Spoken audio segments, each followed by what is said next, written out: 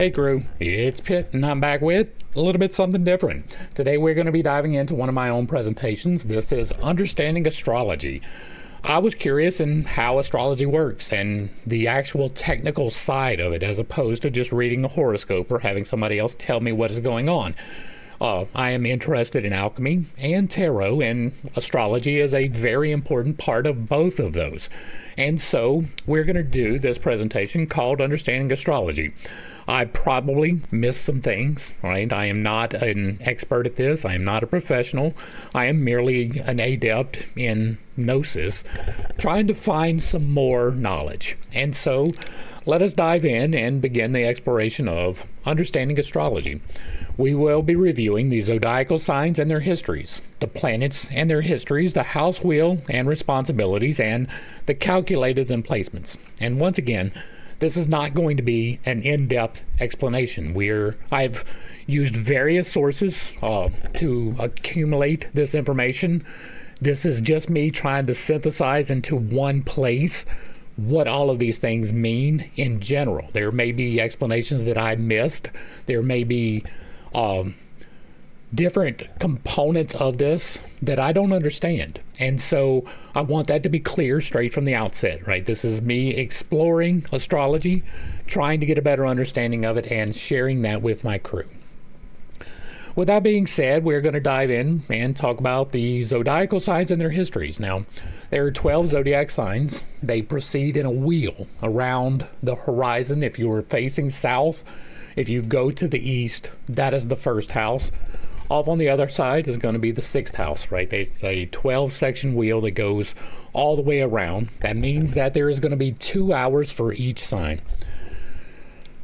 The sign begins with Aries. It begins on March 21st, which is the beginning of spring, right? That is when the new year begins for the zodiac. Aries is known as the ram. This is the astrological sign you hear in the white block off to the side. It symbolizes bold, ambitious, and energetic change. It is initiating the start of something new, right? That is spring. It starts on the spring equinox. That is when everybody starts planting their food. That is when you start letting your animals out to graze. That is that type of thing. It is the change of the season from winter into spring. One of the attributes is, or some of the attributes are, they are generally associated with being courageous, passionate, and direct. That means that they don't beat around the bush. They tell you exactly what they mean. They tend to take initiative, break new ground, and push boundaries. They are natural leaders with a competitive spirit. They can be impulsive, impatient, or aggressive. They like change. They like to initiate change, and if change is not coming fast enough for them, they have a tendency to overreact. They can be short-tempered, reckless, and self-centered. Now, if we look off to the left over here, we can see that this is a fire sign, which means that it represents energy and passion, right? Once again, change is energy. It is passion. It is wanting something different. It is ruled by Mars, and it is what is considered a cardinal sign. Now, you have cardinal, you have fixed, and you have mutable. Cardinal means that this is where it begins, and it is not really a whole lot of variation. The fixed is the second one. It is based off of the end of the first one and kind of off of the beginning of the third one. And the mutable one can move a little bit, apparently. That is my understanding of it. If I am wrong, drop it in the box down below and I will see about correcting that somehow. Also for Aries, right, when here in the black box, we have what it actually looks like in the sky. Now, we're going to pull up Stellarium towards the end of this to verify some of these findings or to invalidate them. Aries, I tried to pull together 3 different sources for these because, if you are unaware, astrology is one of the oldest arts in the world. People looked at the stars and understood, hey, at this point in time when these stars are wandering around, wandering stars, that means that it's time to start planting, or it means that it's time to get ready for the harvest or to put up our food. The sky is the great time teller. It is a giant clock up there letting you know that the seasons are about to change. And so it is one of the oldest things that is on the planet. And so I tried to pull in a couple of different sources for each of these. The Egyptian is going to be the symbol for Amun-Ra, the goat-headed man, and represents fertility. Now, I have an extreme issue with this, right? And it is me being pedantic, and I am fully aware of that.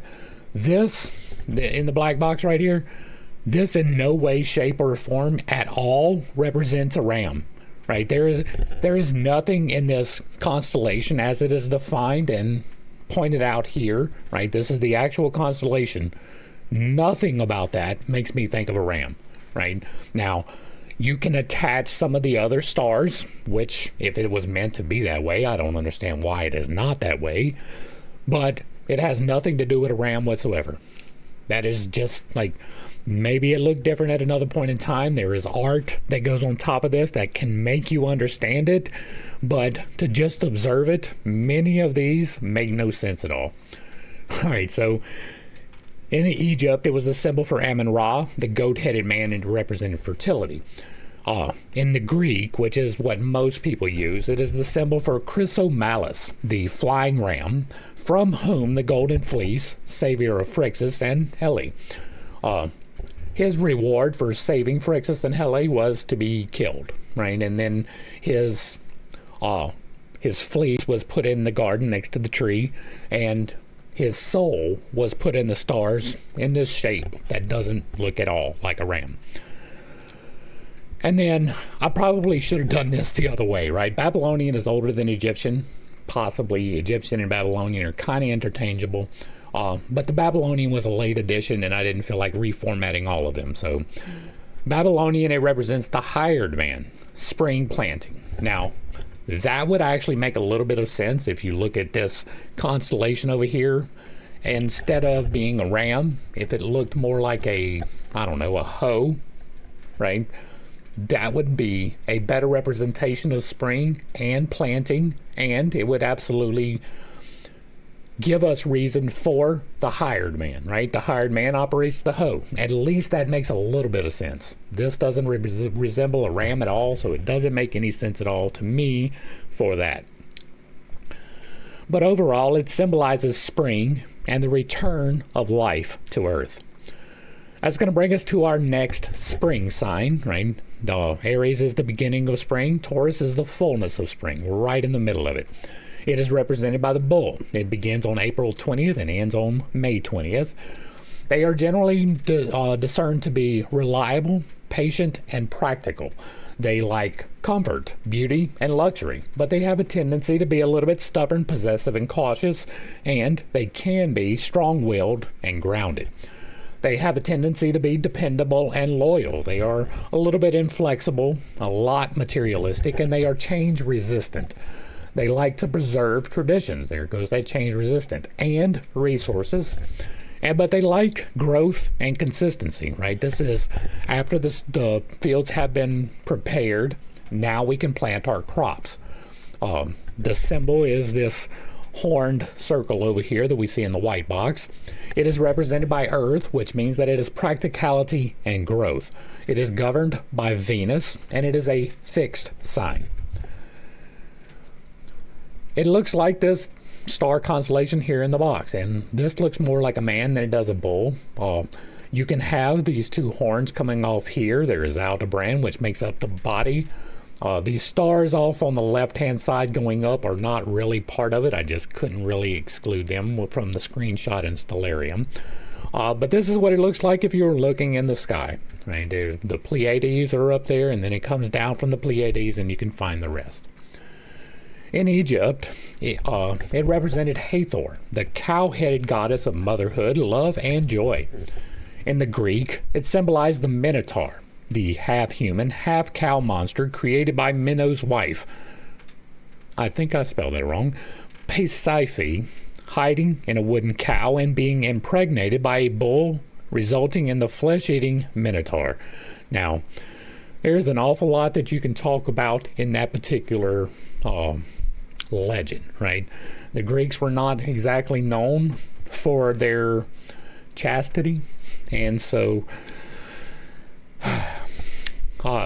the Greek can mean Hephaestus, the divine smith and artisan, but the Babylonian, which is arguably older, it represents Gu-Ana, or the bull of heaven, whom Gilgamesh slays.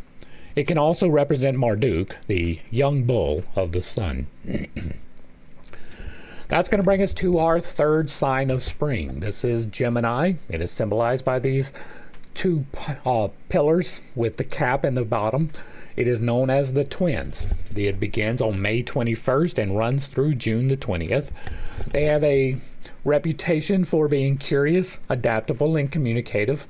They tend to be intelligent and quick-witted, but they like to love to learn and to share knowledge and ideas. They can be charming and versatile, but they can also be inconsistent, restless, and superficial. They have a tendency to be a little bit indecisive, scattered, and prone to gossip, but they are good at connecting people and fostering communication.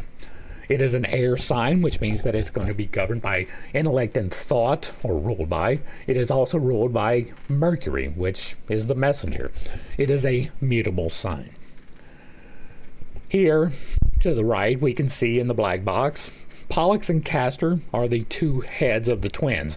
And this one, at least, looks a little bit like humanoids, right? It at least resembles what it is supposed to be representing.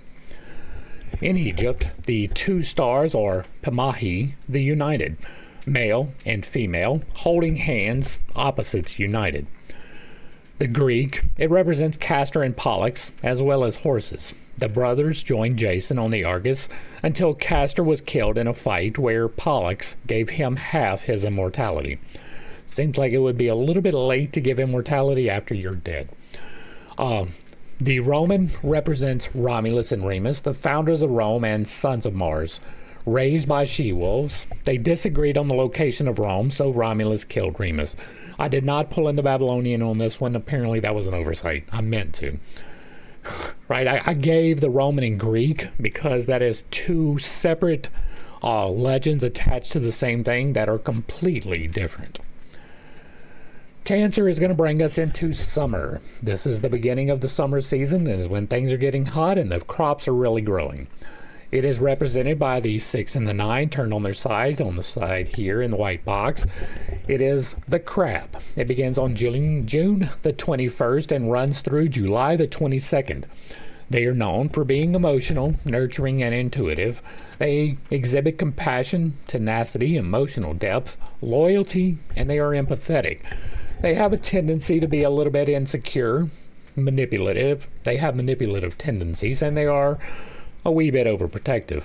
They like to care for their family and the community. That is why they are overprotective. They like to create safe, nurturing spaces. Again, why they are overprotective. They like to honor traditions and emotional connections, and they are quite content to be the caregiver.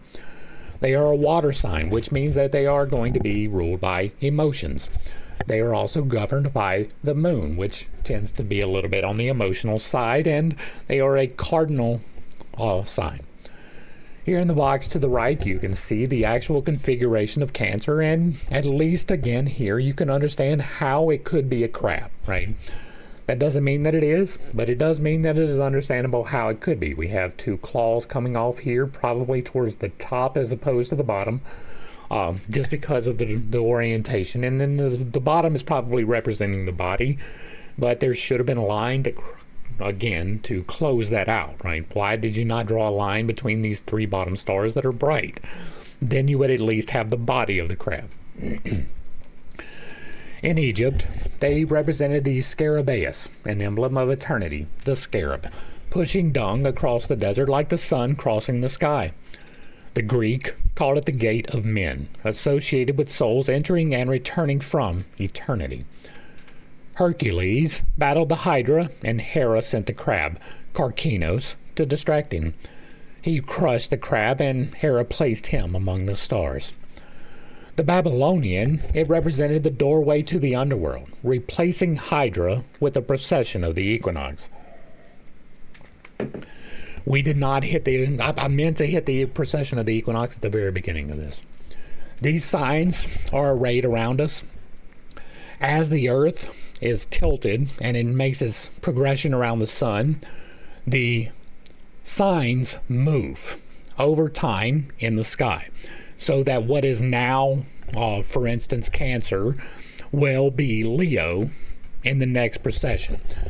It takes roughly 2,500 years for it to go from one sign to another. We keep hearing we're entering into the age of Aquarius. It's still like 150 years away, even though they've been singing about it for another 50 years. We are almost there, but we're not quite there. It is 2,500 years between signs. It is 26,000 years for a complete precession. And that's going to bring us to Leo, which is the second of our summer signs. It is the lion. It is symbolized by this spermazoa over here on the side. It begins on July the 23rd and lasts till August the 22nd. These people tend to be charismatic, confident, and ambitious. They exhibit the signs of leadership. They have creativity, and they are incredibly loyal.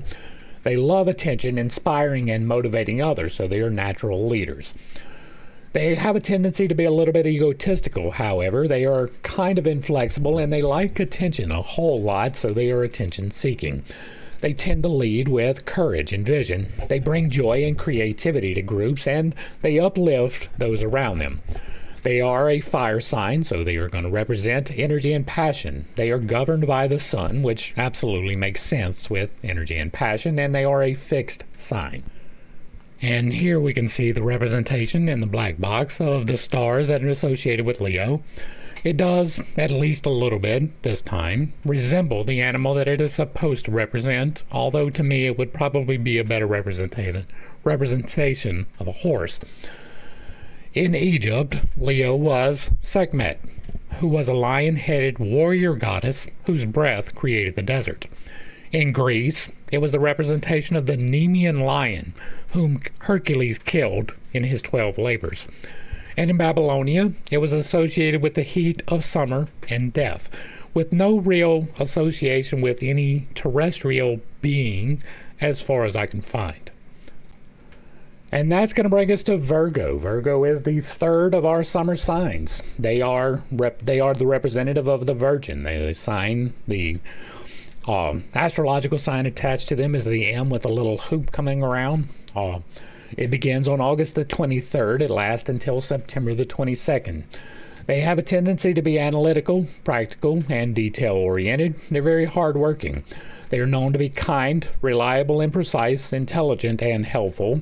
But they can be a little bit overly critical, anxious, and judgmental. They have a tendency to improve the systems and processes that they work with. They serve through practical support. They are a problem solver who perfects the problems. They are governed by Earth. They are ruled by Earth. They are governed by Mercury, and they are a mutable sign. Here we have a representation of what it looks like in the sky. It is like a woman laying on the back. Why that is a representative of a virgin, who knows? In Egypt, it was symbolized by two figures. Isis, holding a sistrum, and Set behind her, represents the Osiris myth and rebirth. In the Greek, it represents Astrea, the goddess of justice, the last immortal to abandon Earth at the end of the Silver Age. The Babylonians called it the furrow, represented by Shelah, holding an ear of barley. That's going to bring us to Libra. Libra is the beginning of our fall signs. This is going to be represented by the Om sign. It is known as the scales. It begins on September the 23rd and runs till October the 22nd. They have a tendency, or they are known as being, diplomatic, charming, and fair-minded. They are social and cooperative. They love harmony, beauty, and relationships. But they can be a little bit indecisive, people-pleasing, and avoidant. They have a tendency to seek balance. They love to be empathetic, and they have a good aesthetic sense. They like pretty things. They like to mediate conflict. They are good at getting in the middle and making sure that peace is coming out of it. They also like to build partnerships and collaborations. They are an air sign, which means that they are represented by intellect and thought. They are governed by Venus, and they are a cardinal sign. Here we have the representation in the sky, which does not resemble scales at all. Right? You can look at this as maybe one of the plates of a scale, but there is no way to really bring a scale out of that. In Egypt, they represented the scales of Anubis, how the soul of the departed was judged for the afterlife. In Greek, they represent Themis, the lady of good counsel, goddess of divine law and keeper of Nemesis, the balance corrector. In Babylonia, it was Zebabana, or Zebanu, the scales, or the balance of heaven. Scorpio is going to be our second fall sign. It is represented by the M with the little arrow coming off of it. It is known as the scorpion, which is what the arrow is supposed to represent. It begins on October the 23rd and runs through November the 21st. They have a tendency to be intense, passionate, and resourceful. They are known to be loyal, determined, and intuitive, and transformative. They have great emotional depth, resilience, and focus, but they can be a little bit obsessive, vindictive, or display distrust to an excessive degree. They love to uncover truths and driving transformation, which is one of the reasons why they are so distrustful. They tend to protect and empower others, and they face challenges with courage. They are ruled by water, which means emotion. They are governed by Pluto, which also means emotion. And they tend to be a fixed sign. Here we have the representation of Scorpio, and once again, at least this one kind of looks like it. If you see these three stars all the way to the right, that represents the claws, and these three all the way up at the top to the left, that is the stinger of the scorpion. So at least it does look like what it is supposed to represent. In Egypt, this represents Serket, the scorpion goddess who guards the underworld. In Greek, it represents the scorpion that killed Orion, the great hunter, due to his great arrogance. Babylonian may represent the scorpion men from the Epic of Gilgamesh, or the scorpion goddess, unnamed, who guards the underworld. That will bring us to Sagittarius. Now, Sagittarius is going to be the last of our fall signs. This is the archer. It is represented by an arrow. It begins on November the 22nd and runs until the winter solstice on December the 21st. They are known to be optimistic, adventurous, and philosophical. They are honest to a fault and enthusiastic. They have a tendency to be open-minded, humorous, and generous. They love freedom, exploration, and truth. But they can be a little bit overconfident, somewhat impatient, and blunt. They inspire others with their optimism and vision, and they love to explore ideas and cultures. They are a fire sign representing energy and passion. They are governed by Jupiter, and they are a mutable sign. Here we have Sagittarius in the sky, and once again, there's not a whole lot of representation here of the actual thing it is supposed to represent. In Egypt, it represents Horus, an exemplar of exploration and adventure. In Greek, it represents Crotus, a satyr that lived on Mount Helicon with the Muses. He is credited with inventing the bow. The Babylonian represents the twin-headed centaur Pabosag, or Nergal. That's going to bring us to the first of our winter signs. Capricorn is an N with a little Pisces loop on it. The sea goat, it begins on December the 22nd and runs through January the 19th. They are known to be disciplined, ambitious and responsible, practical, reliable and patient, rigid, pessimistic, cold, and a workaholic are their drawbacks. They lead with integrity and discipline. They build lasting structures and systems and achieve goals through their perseverance. They are governed by the earth, practicality and growth. They are ruled by Saturn, and they are a cardinal sign. Here we have Capricornus, which almost kind of resembles the thing that it is supposed to, but again, not really. Now, Capricorn is the goat-headed fish. That's a lot to try and get out of some stars, but none of that really makes any sense. In Egypt, it represents Khnum, the source of the Nile River. He created man on a potter's wheel. In Greek, it represents Prickos, father of sea goats. Could also represent Amalthea, the goat who looked after Zeus as a child and is the source of the cornucopia. In Babylonian, it represents Enki, the god of fresh water, wisdom, and magic. That's going to bring us to Aquarius, which is our second winter sign. This is the water bearer, and it is represented by the waves over here in the white box. It begins on January the 20th and ends on February the 18th. They are known to be innovative, independent, and humanitarian. They are intellectuals, visionary, and they tend to have some progressive ideas. They value freedom, compassion, and originality, but they can be a little bit emotionally distant, stubborn, and eccentric. They like to build communities and unite people. They are revolutionizers, and they tend to think out of the box. They are governed by the air, which is intellect and thought. They are governed by Uranus and Saturn. Now, this is one of those things we are going to see it again. In antiquity, there was no Uranus. They didn't know that it existed. In modernity, we have taken it from being ruled by Saturn and placed it with Uranus. And so that is one, like that will be another one, right? We will see that in just a few more minutes. But the traditional understanding was that it was ruled by Saturn. The modern understanding is that it is ruled by Uranus. And it is a fixed sign.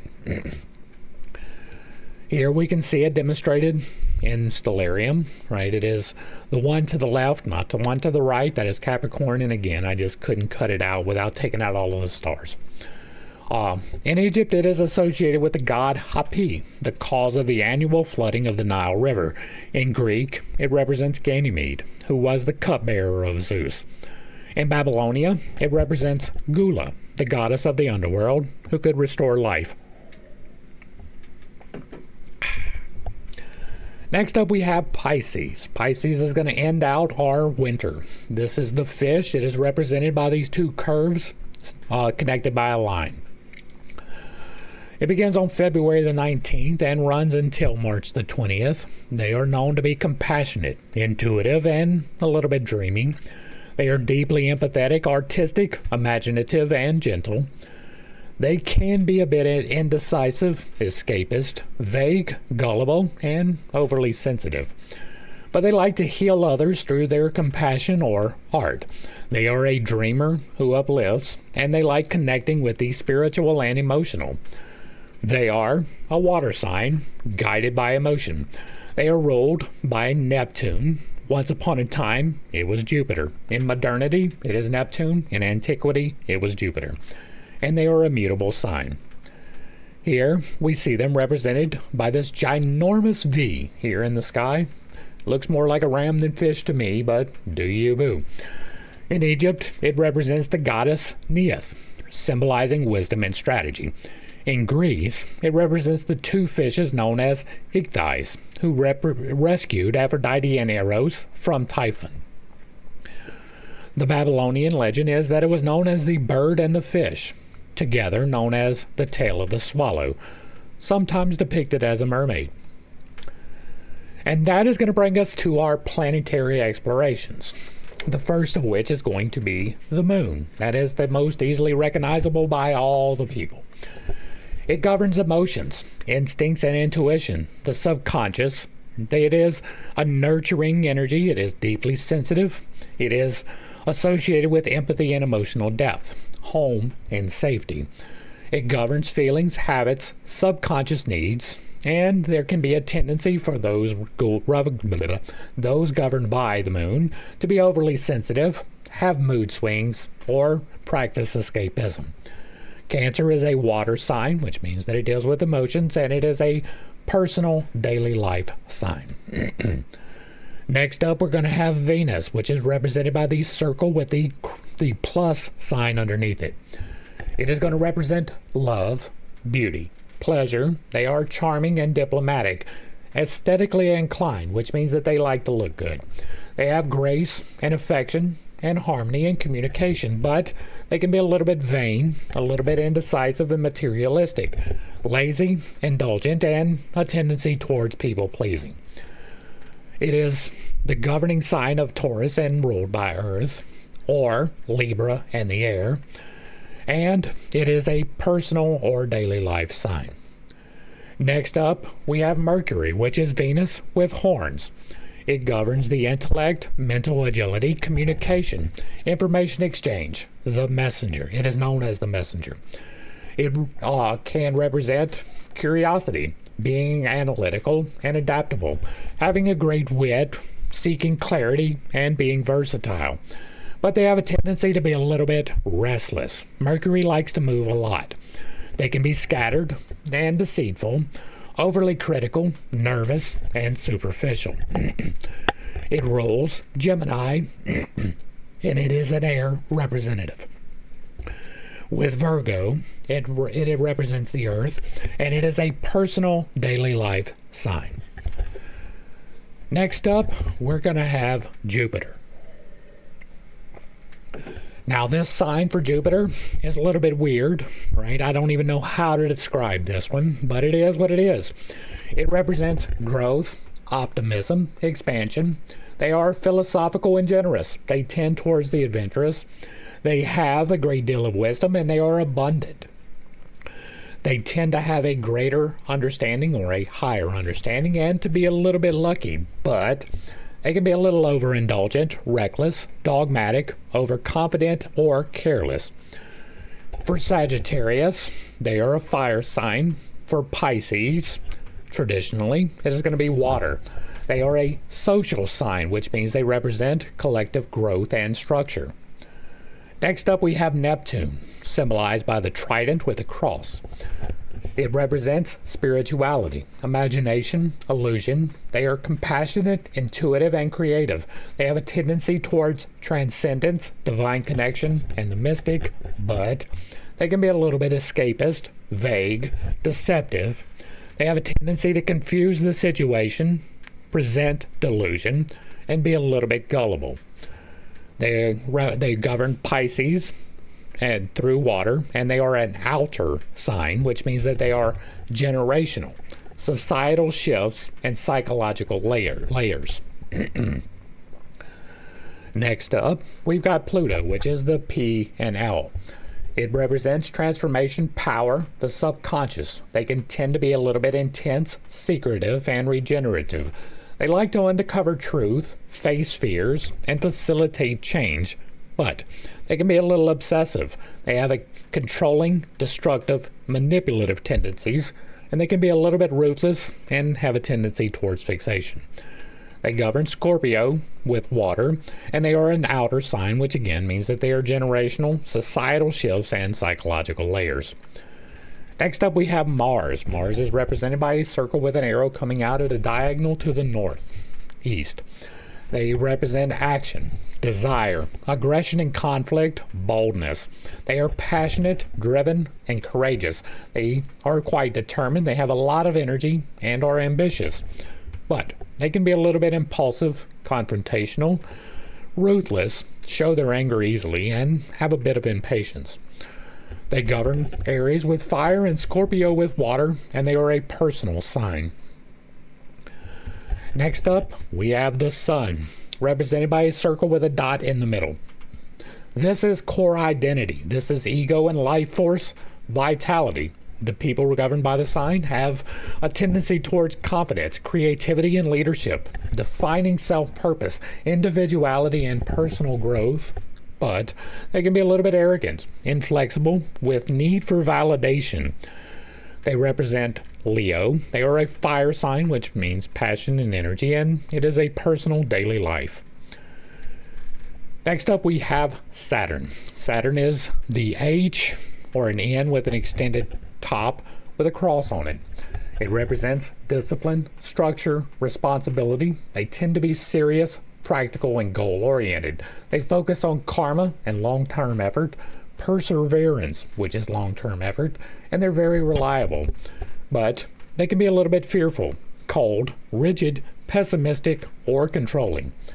They rule Capricorn with earth and Aquarius with air, and they are social, which means collective growth and structure. Uranus is another one of those signs with a funny little symbol, right? This is, I don't even know how to explain this one again. It looks kind of like a key, maybe. They tend to rule for innovation, rebellion, individuality. They are visionaries. They like to progress and be original. They advocate for freedom and equality, breaking free, and liberation. But they can tend to be a little bit erratic, detached, disruptive, unpredictable, stubborn, and aloof. They govern Aquarius and air, and they are an outer sign, or an outer planet, which is again is generational, with societal shifts and psychological layers. Next up, we're going to be talking about the house system. This is the third part of our presentation. This is my chart. If you are ever wondering who I am and what my signs are, I am a Gemini sun, I am a Pisces moon, and I am a Pisces rising. Those are the three majors. There are more we will talk about it in a minute, but those are the three majors that people look at. The rising, or the sun, the moon, and the rising. I am a Gemini, Pisces, Pisces. This is my chart.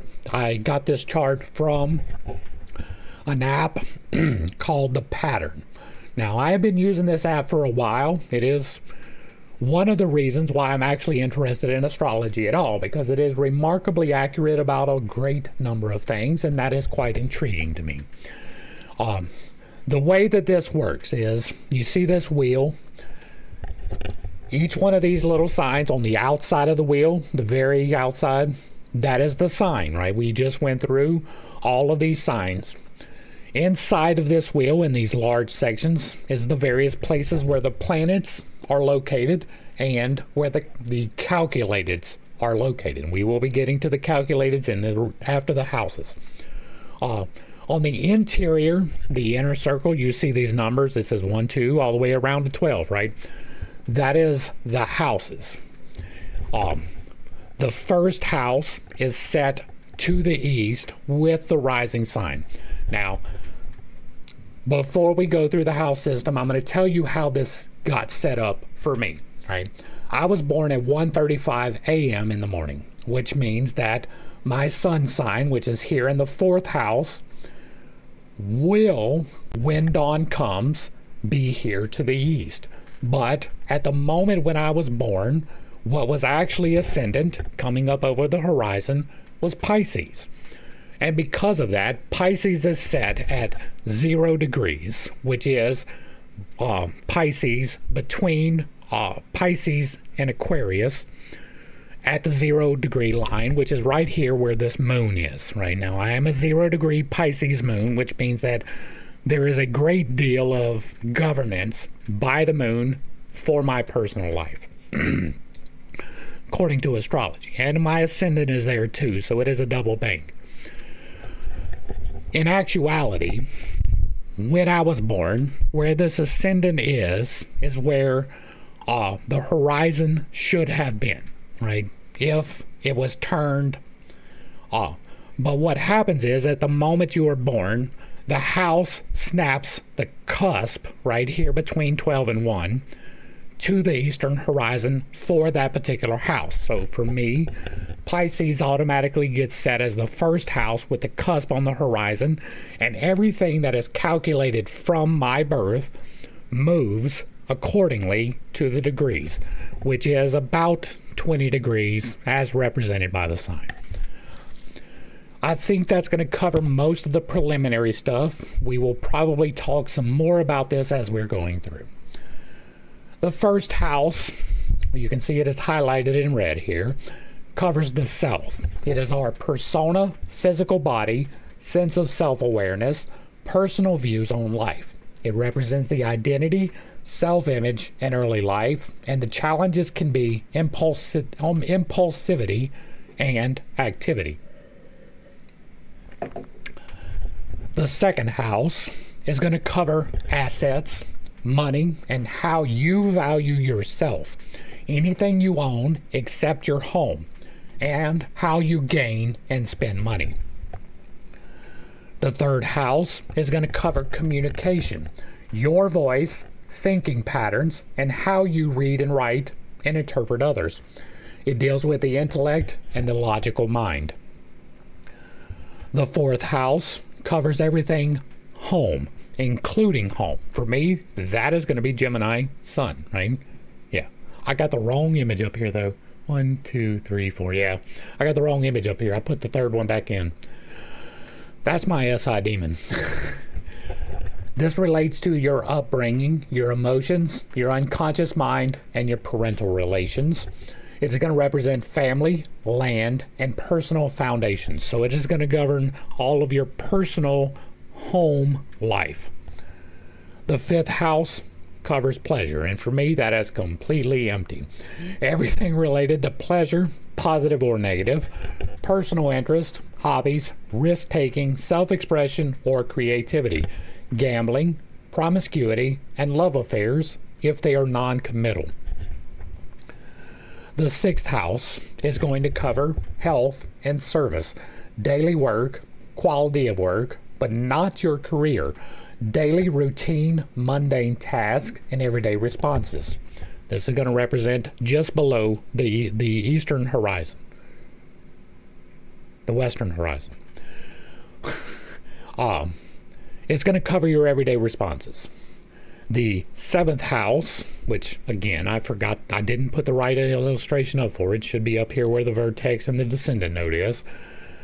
The seventh house covers cooperation and sharing. All one-in-one relationships, marriage, contracts, businesses and partnerships, divorces, enemies, and lawsuits. So breaking apart of most things. The eighth house, again, I did not change the damn, you can see my SI demon. This should be way up here where Pluto is. Covers transformation, joint possessions, death, taxes, and inheritances, and covers loss so you may evolve and grow. Can be the loss of poverty. The ninth house, and again, I did not change. Y'all see my SI demon, right? This is attention to details being displayed. I messed up. I wasn't going to do this presentation today, but I was between other presentations and like, you know what, I'm just going to go ahead and do it. And I should have proofread one more time. The ninth house means covering. It covers finding meaning. It deals with philosophy, law, learning, morals, and integrity. It deals with travel, spiritual interest, wisdom, and ritual. The 10th house. How did I not change any of these? Maybe I forgot to save or something. It covers status, how you influence community power, prestige, reputation, and career. It includes financial success, but not about material possessions. The 11th house covers community, large groups of friends, sense of community, memberships, goals, and ambitions, self-realization, regulation, and liberty. And finally, the 12th house, which is, for me is empty, way over here on the opposite side of where it's showing it at. It covers the unconscious, all aspects that are hidden from us, thoughts, habits, memories, illness, karma, self-deception, limits, and frustration. It is also the governing house of hospitals, prisons, and hidden dangers. And that is going to bring us to the calculated. Now, these are points that are calculated from other things. Midheaven represents the highest point in your natal chart. Now, that would be, can y'all see? Yeah. This line right here to the right of the red box. I actually put the red box in the right spot.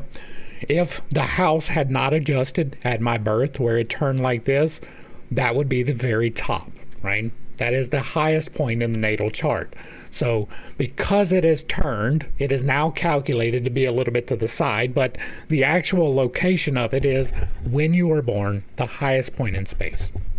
Or not really in space. It marks the degree of the Zodiac at the meridian, which that is one of the lines of demarcation for longitude and latitude. It reflects your career, public life, your reputation, and aspirations. It is associated with authority, ambition, and societal contributions, and it is usually the cusp of the 10th house. The Imam Coeli is the exact opposite point from it. It is the lowest point of the natal chart. And once again, if the chart is adjusted, you will see that the lowest point would be at the bottom. It is exactly opposite of midheaven. That is how it is calculated. It represents home, family, roots, and your private life. It reflects one's inner emotional world, sense of security, and connection to heritage or upbringing, and it is usually in the 5th house. The ascendant is the zodiac sign rising on the eastern horizon at the time of birth, which is how we set where the wheel is, right? It marks the cusp of the first house. It is calculated at the time of birth and location. That is why the wheel turns. It represents the persona, the physical appearance, and the approach to the world. It shapes first impressions and the lens through which life is experienced. The descendant node. It is the point opposite of the ascendant. That is how it is calculated. It marks the cusp of the 7th house. It is calculated as a zodiac sign on the western horizon at birth. It governs partnerships, relationships, and one-on-one interactions. It also indicates qualities one seeks in a partner and how they engage in close relationships. The North Node. This is the point where the moon's orbit intersects the ecliptic, moving northward. It is calculated based on the moon's orbital path and represents life, purpose, growth, and destiny. It points to lessons one is meant to learn and the direction of personal evolution in this lifetime. The South Node is the point opposite of the North Node, where the moon's orbit intersects the ecliptic, moving southward. It reflects past life tendencies, ingrained habits, and comfort zones. It indicates familiar patterns one may need to move away from. The vertex is a point calculated based on the intersection of the ecliptic and the prime vertical. Typically found in the 5th, 6th, 7th, or 8th houses. It is spiritually descendant. It is associated with fated encounters, karmic relationships, and significant life-changing events, what I call the bottlenecks, and often points to people or situations that feel destined. The anti-vertex is opposite to the vertex. It is spiritual ascendancy. It signifies the internal reflection and personal growth, the balance of free will and fate. It governs the connections that foster self-growth and discovery and subconscious desires and motivations. Retrograde, it refers to the backward motion of a planet in relation to being observed from the Earth. So in the natural course of the heavens moving, sometimes the planets move in a forward progression and sometimes they move in a retrograde progression. This is retrograde. They don't actually move backwards. It is because of the way that we move around the sun at the same time that they are moving around the sun. The relative velocity makes it appear that they are moving backwards in the sky. It depends largely on relation to the planet in question. It generally means introspection and reflection, delays and challenges, karmic and past energy, and opportunities for growth. Conjunction. Now this is the different planets interacting with each other. The amount of degrees which separate them leads to these various definitions. Conjunction means that they are almost in the exact same place in the sky, not really separated by any distance whatsoever. It occurs when two planets are at the same or close degree in the zodiac. It blends and intensifies the energies of involved planets and points. It represents focus, strength, or obsession in the area governed by the planets. Opposition is 180 degrees away, so exactly opposite in the sky. It occurs when two planets or points are opposite of each other. It creates tension, polarity, or a need for balance. It highlights conflicts or complementary dynamics. It can represent external challenges or relationships that mirror inner struggles. It encourages compromise and integration. Trine is 120 degrees separation. It occurs when two planets are separated by 120 degrees, plus or minus 5 to 8, usually in the same element, earth, air, fire, water. It signifies harmonious, flowing, and supportive interaction between planets and points. It indicates natural talents, ease, and opportunities governed by the planet's points. It can lead to complacency due to lack of challenge. square. It is 90 degrees. It occurs when two planets are separated by 90 degrees plus or minus 5, usually in the same modality: cardinal, fixed, mutable. It signifies created friction, challenge, or dynamic tension between planets or points. It represents obstacles, internal conflicts that drive growth and action. It pushes individuals to overcome through effort and resilience. Sextile occurs when two planets or points are separated by 90 degrees plus or minus 4 to 6 degrees. Why does that say 60 and 90? Usually incompatible elements. Did this one have 90? Yeah, that's what happened. I must have just edited this and did it wrong. This should be 60 degrees, not 90. I'm a dummy. It signifies supportive and cooperative energy, but less than a trine. It indicates opportunities, talents, and potential that require effort to activate, and suggest areas for growth through initiative. Now, next up, we are going to take a field trip. Right? We're going to pop over here. This is Stellarium. If you are unaware, Stellarium is a free program that you can use to see the night sky at any point in time ever in history, forward or backwards. It gets a little bit wonky the farther forward and backwards you get because of precession of equinox and things like that. But this is brought back to my date of birth. This is what was in the sky when I was born so that we can get an understanding. Now, we are facing east right here, so let me face south. What we have, here's the moon. You see it here. It was a half moon. That's interesting. Looks like it was waning full or waxing full. If we look down just a little bit, we can see that Pisces, right here, is on the eastern horizon at the moment of my birth. Now, what happened was this gets reset to the cusp between Pisces and Aquarius, which means that this whole thing drags around 20 degrees, which will put the moon back down here on the horizon. Now, something interesting that I noted, let's see if I can get it where you can see it here. If you drag down, right, which represents the bottom half of the house circle, the sun is actually in Taurus. This is one of the reasons why we should probably give a little bit of doubt to the astrology complex. I am a very firm sun sign Gemini, right? I am June the 7th. It begins May 21st. It ends June 20th. I am directly in the middle. If this was accurate at all, the sun would not be in Taurus. The sun would be in Gemini, just like it is represented in my sign, like the chart that we showed, right? The white chart. I don't understand this. This does not make any sense to me whatsoever, right? I was looking at this like, okay, we're going to get confirmation of all the things that we were seeing.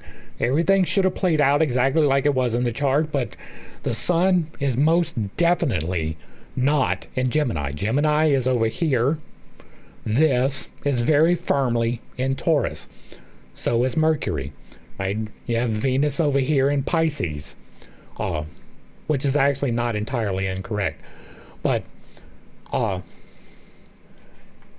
was going to go through the process. Like you can look at a lot of things here. This is the azimuth grid, which gives you the highest point right here.